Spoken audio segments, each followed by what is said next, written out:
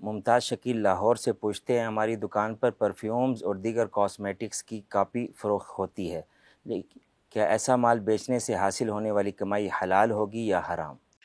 بسم اللہ الرحمن الرحیم۔ حضور نبی کریم صلی اللہ علیہ وآلہ وسلم کا مبارک فرمان، جس کا مفہوم ہے کہ بڑا معروف ہے، یہ من غش فلیس منا، کما قال، کہ جس نے ملاوٹ کی، دھوکہ کیا، وہ ہم میں سے نہیں، ہمارے طریقے پر نہیں ہے۔ اگر تو یہ چیزیں بیچنا جناب آپ بتا کر بیچیں کہ جی یہ فلاں چیز کی کاپی ہے، فلاں برانڈ یا برانڈ جو بھی آپ کہیں اس کو، اس کی کاپی ہے، یہ بتا کر بیچیں، پھر تو یہ شرعاً جائز ہوگا۔ لیکن اگر آپ اس کو جناب بطور دھوکہ بیچیں تو یہ فراڈ اور جھوٹ کے زمرے میں آئے گا، اس سے حاصل ہونے والی کمائی مکروہ ہوگی۔ ہم اس کو بیعین ہی حرام اس لیے نہیں کہیں گے کہ بہرحال اس کے اندر کچھ نہ کچھ تو کاسٹ آپ کی آئی ہوگی، کوئی نہ کوئی چیز تو آپ نے اس میں اپنی طرف سے لگائی ہے، تو اگر آپ بتا کے بیچیں تو پھر شرعاً جائز ہوگا، اور اگر بتا کر نہیں بیچیں گے، بعض لوگ بیچارے بڑے سادہ سے ہوتے ہیں، میں اپنی مثال دینے لگا تھا لیکن آپ نے کہنا تھا جی مفتیان کرام تو اتنے سادہ نہیں ہوتے۔ بہرحال بعض لوگ بڑے سادہ سے ہوتے ہیں، تو انہیں نہیں پتا ہوتا، برانڈ کی چیز دیکھنی ہے تو میرے جیسا بندہ اس کو نہیں پرکھ سکتا۔ میں نے تو جس سے سننا ہے جناب فلاں برانڈ ہے، تو اس کو جا کے میں نے اس کا نشان دیکھنا ہے، میں نے خرید لینا ہے۔ تو بہرحال اگر کوئی سادہ بندہ ہے تو وہ وہاں پہ جا کے چیز کی ڈیمانڈ کرے، آپ اس کو کاپی دے دیں، پیسے اس سے جناب آپ اصل چیز کے لے لیں، تو یہ جھوٹ اور فراڈ میں آئے گا۔ اس لیے آپ بتا دیں، گاہک کے سامنے تمام چیزیں رکھیں۔ میں ایک فرمان بھی رسول اللہ صلی اللہ علیہ وسلم کا آپ کے سامنے رکھتا ہوں، جس کا مفہوم ہے، نبی کریم صلی اللہ علیہ وآلہ وسلم منڈی میں گئے ایک مرتبہ۔ منڈی سے مراد جو دانہ منڈی کہہ لیں، اس کو غلہ منڈی کہہ لیں۔ تو نبی کریم صلی اللہ علیہ وآلہ وسلم نے گندم کا ڈھیر دیکھا، تو آپ نے اس میں ایسے ہاتھ مبارک لگایا، اور نیچے گندم جو تھی وہ گیلی تھی، اوپر خشک گندم تھی۔ نبی کریم صلی اللہ علیہ وآلہ، یا کوئی بھی اناج کہہ لیں، اس کو جو کہہ لیں، گندم، بہرحال اناج کا تذکرہ ملتا ہے۔ نبی کریم صلی اللہ علیہ وآلہ وسلم نے اس بندے سے فرمایا کہ یہ نیچے گیلی ہے، اوپر خشک کیوں ہے؟ یا رسول اللہ صلی اللہ علیہ، کو اوپر دھوپ لگی خشک ہو گئی، نیچے ابھی گیلی ہے۔ فرمایا کہ اس کو نیچے سے بھی خشک رکھو اور اوپر سے بھی، یعنی جو چیز اندر ہے وہی چیز باہر ہونی چاہیے۔ رسول اللہ صلی اللہ علیہ وسلم تو اتنی چیزوں کے بارے میں احتیاط فرماتے ہیں، اور تعلیم امت کے لیے آپ نے سکھایا کہ جو چیز اندر ہے وہی باہر ہونی چاہیے۔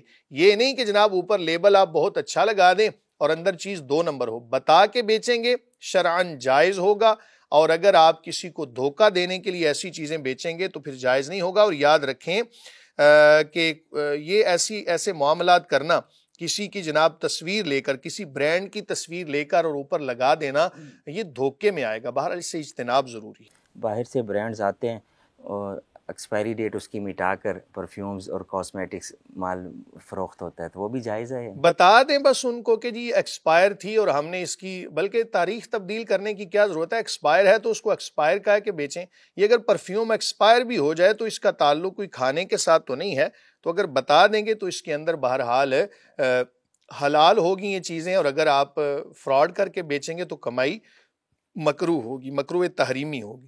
یہ تو فراڈ کر رہے ہیں، قانوناً تو منع ہے، سختی سے اس کی سزا قانوناً بھی منع ہے، تو پھر جناب اس سے بچنا لازم ہوگا، اور یہ ترک واجب لازم آئے گا۔ ٹھیک ہو گیا۔ مفتی صاحب اگلا سوال فرید خان گوجرا سے پوچھتے ہیں کہ نماز میں اگر صورتوں کی ترتیب بدل دیں تو کیا نماز ہو جائے گی؟ بسم اللہ الرحمن الرحیم۔ جب بھی آپ نے نماز پڑھنی ہے، یہ اس مسئلے کا آپ نے خیال رکھنا ہے کہ قرآن مجید فرقان حمید کی جو آپ نے تلاوت کرنی ہے، اس کی صورتوں کی ترتیب آپ نے مد نظر رکھنی ہے۔ مثلا آپ نے پہلی رکعت کے اندر سورت تلاوت کی سورہ ماعون کہہ لیں، مثلا ارائیت الذی یکذب بالدین، اور دوسری رکعت میں آپ سورہ کوثر پڑھ لیں تو ٹھیک ہے۔ یہ نہیں کر سکتے آپ کہ پہلی رکعت میں آپ نے سورہ ماعون پڑھی اور دوسری رکعت میں جناب سورہ قریش پڑھ لیں، کیونکہ سورہ قریش اس سے پیچھے ہے، تو ترتیب کو الٹ کرنا یہ مکروہ ہے۔ نماز ہو جائے گی لیکن کراہت کے ساتھ۔ اگر کسی نے اپنی سابقہ زندگی میں ایسی نمازیں پڑھی، کچھ لوگ تو بڑا سخت حکم لگاتے ہیں، بہرحال اگر انجانے میں ایسا ہو گیا تو نماز اس کی ہو جائے گی، لیکن کراہت کے ساتھ صورتوں کی ترتیب رکھنا یہ لازم ہے۔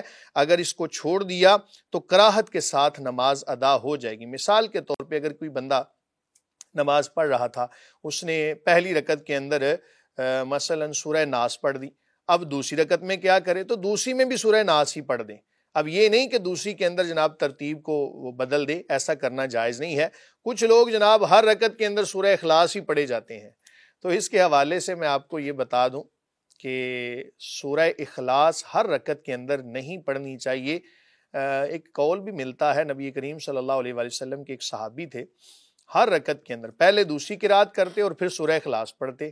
حضور صلی اللہ علیہ وآلہ وسلم کی بارگاہ میں عرض کرتے ہیں یا رسول اللہ، لوگوں نے غالباً شکایت کی، رسول اللہ صلی اللہ علیہ وسلم نے فرمایا کہ کیوں ایسا کرتے ہو بھائی؟ یا رسول اللہ صلی اللہ علیہ وسلم، مجھے سورہ اخلاص سے بڑا پیار ہے۔ تو رسول اللہ صلی اللہ علیہ وسلم نے فرمایا کہ تجھے جس چیز سے پیار ہے نا، یہ پیار تیرا تجھے قیامت میں کام آئے گا۔ اس سے پتہ چلتا ہے کہ اگر کسی صورت کے ساتھ بندے کو کوئی زیادہ لگاؤ ہے، آسان ہے، تو اس کو ہر رکعت کے اندر پڑھ سکتا ہے، لیکن جان بوجھ کر ایسا کرنا نہیں چاہیے۔ صورتوں کی ترتیب کو ملحوظ خاطر رکھیں۔ کچھ لوگ نادانی کے اندر ایسا کر جاتے ہیں، بہرحال نماز ہو جائے گی لیکن کراہت کے ساتھ۔ اگر کسی کو علم ہو کہ صورتوں کی ترتیب ضروری ہے، وہ پہلے سورہ ناس پڑھ دے، بعد میں سورہ فلق پڑھ دے، تو سننے میں آیا کہ یہ تو واجب ہے، تو اس سے کوئی نہیں، نماز اس کی ہو جائے گی، نماز اس کی ہو جائے گی۔ جان بوجھ کے ایسا نہیں کرنا چاہیے، جان بوجھ کر تو آپ کوئی بھی جناب کراہت والا کام کریں گے تو نماز ہوگی نہیں، اس لیے جان بوجھ کے ایسا کریں گے تو نماز نہیں ہوگی۔ لیکن اگر انجانے میں ایسا معاملہ ہو گیا تو نماز بہرحال ہو جائے گی، لیکن ساتھ اللہ تعالیٰ کی بارگاہ میں سجدہ سہو تو نہیں لازم آئے گا؟ نہیں، ایسی صورت میں سجدہ سہو نہیں آئے گا، جان بوجھ کر اس نے ایسا نہیں کیا۔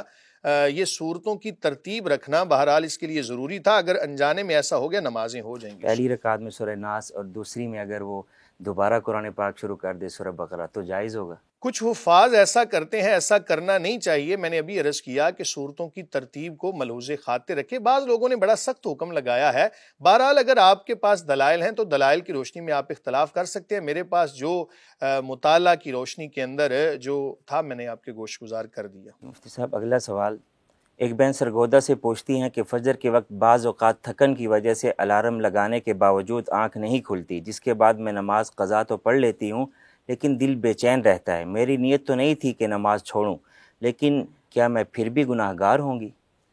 بسم اللہ الرحمن الرحیم۔ نماز کے اندر سستی کرنا گناہ کے زمرے میں آئے گا۔ قرآن مجید فرقان حمید میں ارشاد باری تعالیٰ ہے فَوَيْلٌ لِّلْمُصَلِّينَ الَّذِينَ هُمْ عَنْ صَلَاتِهِمْ سَاهُونَ الَّذِينَ هُمْ يُرَاءُونَ وَيَمْنَعُونَ الْمَاعُونَ، کہ ویل ہے، ہلاکت ہے ان نمازیوں کے لیے کہ جو اپنی نماز کے اندر سستی کرتے ہیں۔